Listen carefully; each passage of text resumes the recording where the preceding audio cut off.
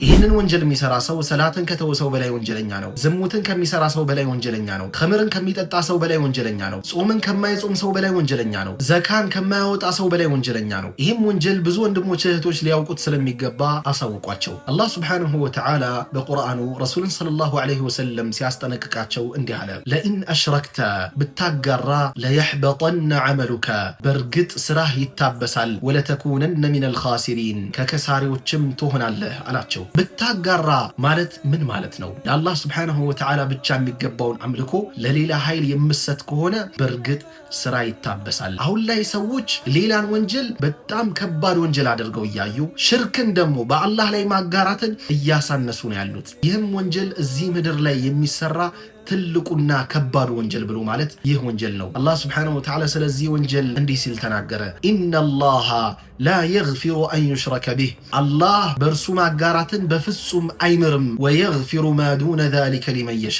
ከዚህ ሌላ ያለውንም ኃጢአት ለሚሻው ሰው ይምራል አለ አላህ ሱብሓነሁ ወተዓላ። አላህ ያዘነላቸው ሲቀሩ ላኢላሃ ኢለላህ እያሉ ከአላህ በቀር በሐቅ የሚመለክ አምላክ የለም እያሉ ከአላህ ውጪ ሌላን ይጣራሉ፣ ሌላን ይለምናሉ፣ ከሌላ ሄደው እርዳታን ይፈልጋሉ፣ ከሌላ ኃይል ሄደው ጊዜያቸው፣ ህይወታቸው፣ አመታቸው እንዲባረክ ይፈልጋሉ።